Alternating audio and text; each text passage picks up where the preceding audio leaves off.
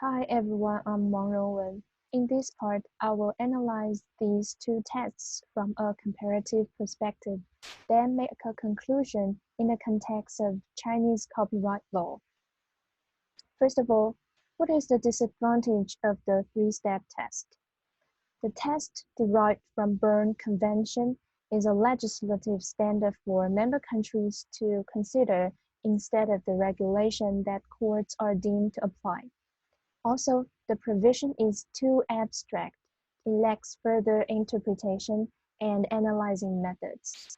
This is the reason why Chinese judges refer to four-step test while applying three-step test. Then there are also defects in applying four-step tests. The transformative examination is too subjective, and there is no clear and universal guidelines in applying these four factors.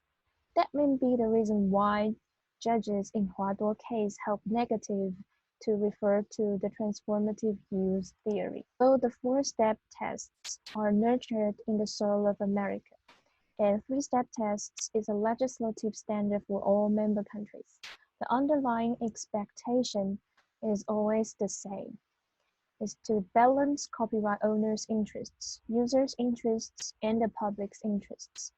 In this sense, we might as well compare the specific steps of the two different tests and find some coherence and connection.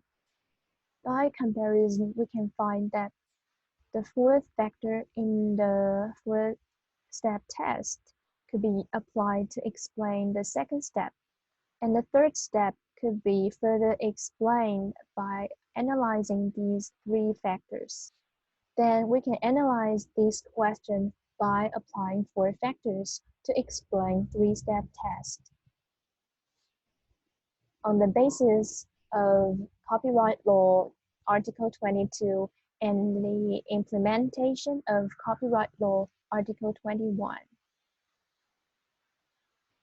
As is not disputable in the first step, let's directly jump to the second step. The key word normal here points out a most controversial dispute, whether the potential market of game include webcasting game.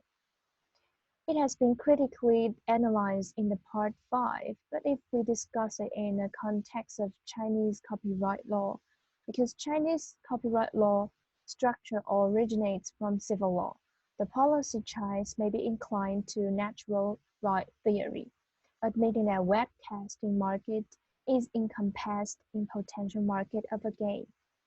Accordingly, unauthorized use of game screen in webcasting has a large possibility to impair normal exploitation of the original work. Now in China, the esports industry has established a completed chain of esports organization which require the game developers authorization in the very beginning. This industrial practice somehow supports the above opinion. Also, the type of game is also important in calculating the effect of markets, as the market of non-competitive games may be impaired more possibly and to a larger degree. The first step here is less controversial. The purpose of use is transformative to a degree. The nature of the game leaves little leeway for fair use. And the fourth factor depends highly on the type of the work.